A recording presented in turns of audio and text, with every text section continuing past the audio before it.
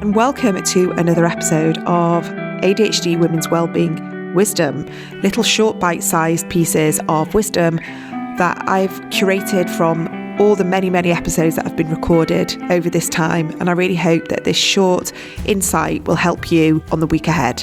I'm absolutely delighted to share a snippet of a conversation that I had with Dr. Ned Hallowell last year. He has been a real advocate for the community for many years. He's really I consider him the godfather of ADHD because he has known about the different traits and the symptoms and how it shows up so many different ways for so long, and he's really been banging the drum for the neurodivergent community. He is incredibly inspirational himself, being ADHD, and has written so many books. He's an amazing doctor, psychiatrist, and he really does understand all the intricacies of ADHD. But what I love about him and what he shares is how we can succeed, how we can thrive, how we can grow. We're always growing with ADHD, and it's purely out of awareness and understanding and learning. So yeah, there's so many golden takeaways here, and I can't wait for you to listen to this shorter conversation that I had with Dr. Ned Hallowell. Here it is. What I'd love to ask you is, you've written all these books throughout all the different decades. You've been part of this field for so long. You are the pioneer of ADHD, and you've just written this new book. What new findings are you still, learning? Like, what are you still learning about this condition, and what's still blowing your mind about it? What makes this way of being, if you will, so interesting is I'm learning all the time. The recent discovery for me is out of brain research or fMRI, the so-called default mode network. And what we've found is that when you're doing something, your imagination lights up. When you're doing something creative, it lights up, and 4 different regions create what's called the task positive network, the TPN. And that's when you're at your best. You're creating, you're building, you're dreaming, you're achieving, you're accomplishing whatever it is you're building and creating, from a house to a book to a pie. But when you've finished building, creating, whatever it might happen to be, the TPN, the task positive network, shuts down. People used to think the brain just takes a rest. No. What lights up are 4 other regions, all part of the imagination. This is all part of the imagination. It's interesting. The imagination, which we know is very real, we don't know where it is in the brain, and I think it's all through the brain. So, but anyway, whatever it is that's called the imagination, it lights up when the TPN shuts down, and it's called the default mode network for other regions in the brain. And for us with ADD, for some reason, it tends to send out just horrible messages about ourselves, our lives, our futures. It just lays us out, it attacks us. And it's sort of your imagination turns against you. While your imagination is our greatest asset, we'll build and create things, then it can turn against us and become our worst enemy and just eviscerate us. So when that happens, that's why so many people with ADD brood and ruminate and Catastrophize, have anxiety. It's often mistaken for depression, but it's not depression. It's just you're in the grip of the DMN, the default mode network, which I call the demon. You're in the grip of the demon, and it doesn't respond to antidepressant medication. What it responds to is doing something else. But that's hard to do. The reason you pay attention to the demon is it's gripping. And remember, we're always looking for high stimulation. Well, contentment is too bland. You don't say she was riveted in contentment, but you do say she was riveted in fear, self-hatred, life-hatred, conflict, self-attack. All of that is riveting. And that's the gain we get. We get what we're always looking for is a stimulus strong enough to hold our attention. So to shut it off, you have to redirect your attention, which is not easy because it's so gripping. This negative onslaught, it does hold your attention. So you have to have sort of a Rolodex of what other things can I attend to that will allow me to shut off the DMN.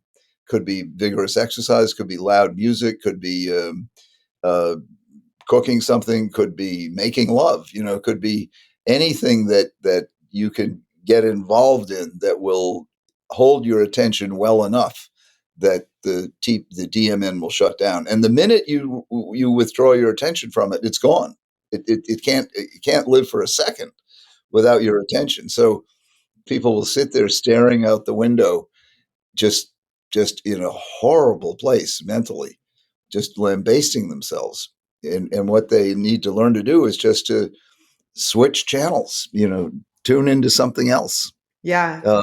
But it has to be stimulating enough that it can take you away from the demon. So what's interesting, so this summer at Cape Cod, I did the 5-day course with Deb Danner, who is the polyvagal expert. And absolutely, I'm really fascinated by the nervous system and really fascinated about regulating what I believe is there's an ADHD nervous system, and really being able to understand how our nervous system, plays. It's all integral because of our heightened, I would say, hypervigilance or anxiety, which is all connected to the DMN. And obviously she talks about this notion of like triggers and glimmers, and the glimmers being that distraction away from our DMN. So we're finding every day a little something, a glimmer that we can pull back, so we can pull away from the anxiety and the catastrophization.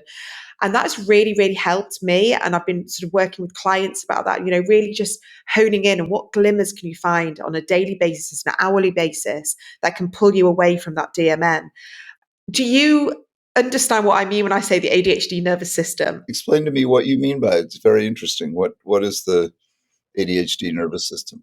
The way I perceive it and how I understand it through my lens is never quite feeling like settled, that we're allowed to rest, that it's okay to rest, that we're always on the edge. There's always something else, or there's something we've missed, or something we've overseen. Maybe we don't feel like we belong somewhere, so we kind of don't feel quite safe. So it's like, the way I sort of describe it is like a hypervigilant state. But is it always negative? I mean, what about the times when we're very constructive and creative, and we're not? So it's got to have a positive element. There is a positive, because it makes us high achievers, ambitious. We get things done. We're efficient when we want to be, when we're interested, we're hyper focusing. But then on the flip side, I see a huge amount of burnout in my practice. And a lot of women have these cycles. I mean, I only deal with women. So I work with a lot of women who've experienced cycles of burnout, where it's not sustainable to live in this hypervigilant state, Right. where they're getting lots done, but eventually they crash, the endocrine system, or the adrenals, or whatever you want to say, but eventually it's just, they've not given themselves this permission to rest or to slow down. And how does the polyvagal stuff figure into it? Because I think it's really interesting to learn how to regulate our nervous system, so we can see where we are in the situation, in the place that we are, and recognize maybe what our triggers are, how we're feeling in the moment, and find practical tools to help us feel calmer, safer, more relaxed, maybe just accepting and more compassionate about who we are and where and why we're like this. And hopefully each time, I just genuinely believe that being ADHD, we're just constantly learning. We have lesson after lesson after. We're sponges. I mean, we are endlessly curious. Yeah. We're endlessly curious. And it can get us into trouble sometimes, Yeah. To our detriment sometimes, because we sign up for things, we agree to things, we commit to things. We'll say, yes, we'll do another podcast. Yes, I'll do another degree. And then we realize, whoops. And then everything comes, crashing down. And unfortunately, there's a price to pay for that. And I do see that. And I see that a lot with, again, I sort of say women, especially women who are mothers, who have got careers, who are ambitious, like you say, curious, they're learners. They want to do all the things, but then their nervous system crashes. And unfortunately, we can't quite keep up. It's like our nervous system can't keep up with our brains. So we have to learn to put those brakes on that you talk about, but maybe in a more sort of like gentle way, in a way that feels more sustainable, that sometimes doesn't feel as exciting, unfortunately, but it has to be a sustainable way. Or find the exciting things in things that don't feel as I don't know, it's difficult all the time. But I'm still learning, and I'm still, guiding people. But I very much, I think I definitely refer to the ADHD nervous system because I really relate to that, and I feel like there's a lot of other women that do as well. And I'm just curious about your take on that. Oh, I think you're spot on. I think it's wonderful. Yeah, no, it's part of what makes us different, and we're different in a wonderful way, or it can be a terrible way if we don't know how to manage it. But if we know how to manage it, then our difference is an advantage, if you will. And I wouldn't trade my ADD for the world, and I don't think you would trade yours. Probably not, but I do sometimes, like when you talk about the DMN, and I can go into those places. I mean, my default beginning of any conversation is what if? What if this happens? What if that happens? And I create all sorts of scenarios. But I've checked myself now. I see it, I hear it, and I'm like, okay, what am I saying? Like this, what if? And so the awareness for me has been the biggest gift because I can recognize that DMN and see it for what it is and see it's not real. Like all the what ifs that I'm coming up with, they're not real. Some may be I, real. I wrote a whole book about worry, and one of the chapters was the infinite web of what if. It's infinite. Every what if begets another what if and another what if. Yeah, Yeah. yeah. But Yeah. you see, that's true. That's why people who worry a lot, like me, we tend to be very smart and very creative because it takes a lot of smarts and creativity to dream up all the crap we worry about. So you relate to worry. That's interesting. So you're a worrier. Oh yes, terrible. I've learned to, the tricks that I'm telling you today, to change the channel, but it still intrudes, and I still walk around with this forbidding, with this sense that something bad is going to happen, and it's pre-verbal. I just have this. I live in a state of subdued fear, and I happen to believe in God, but religious faith doesn't touch it. I mean, Jesus said, "Fear nothing." Well, that's lost on me because I fear so much, and I found the best antidote is not medication, but it's human connection. So I have a mantra that never worry alone. Worry becomes toxic when you worry alone. From one worrier to another, what are your worrying top hacks? Because I would love to combat this. I have a mum that's a worrier, I'm a worrier, and I've got a daughter that's a worrier, and we're all ADHD. Number one is never worry alone. So if there's a person you can worry with, that's the best. Could be a dog as well. Lie with your dog. So some living being, if you can, then you turn to things that you have a close connection with. So it almost feels like you're with someone. So a piece of music, a piece of literature, a place in nature, a meal, a food, any of these ways that strike your memory buttons, and you can enter into the larger, something larger than yourself. That's your goal, is to feel that you're held in a place that's larger than you are. And it really is true. In giving we receive. So if you can get into the giving mode, your worry disappears. When you're doing for someone else, mothering them, serving them, working with them, you don't worry because you're focused on them. So if you can get your focus off yourself onto your children, your friend, your job, your whatever, and put that mental energy into problem solving or what have you. Because when you worry alone, what happens is you catastrophize, you globalize, you get sick, you feel sick. Your musculoskeletal system, your digestive system, your headaches. I mean, worrying alone is really bad for you, and so you want to get in the habit of. But the thing again is, it's so seductive. It's very hard to let go of a worry because, in a funny way, we like it. In a funny way, we feel like if we're not worrying, we're in danger because fate will strike us down and prove us who's boss. So we try to beat fate to the punch and worry, what if, what if, what if? And so we're constantly running around trying to keep the entire universe from sweeping us away.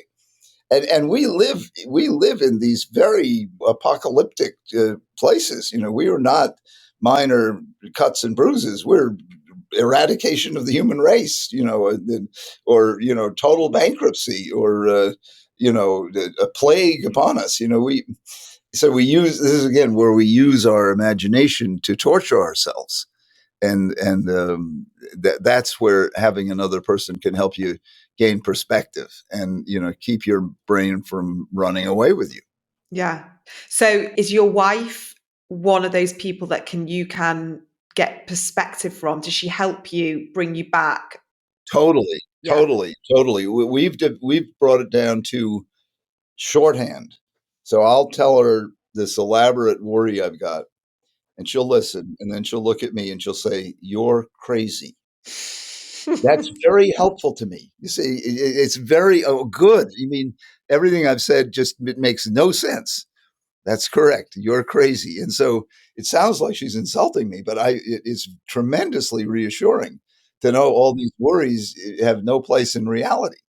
That the imagination is, and that's what psychosis is sort of the imagination gone off the tracks.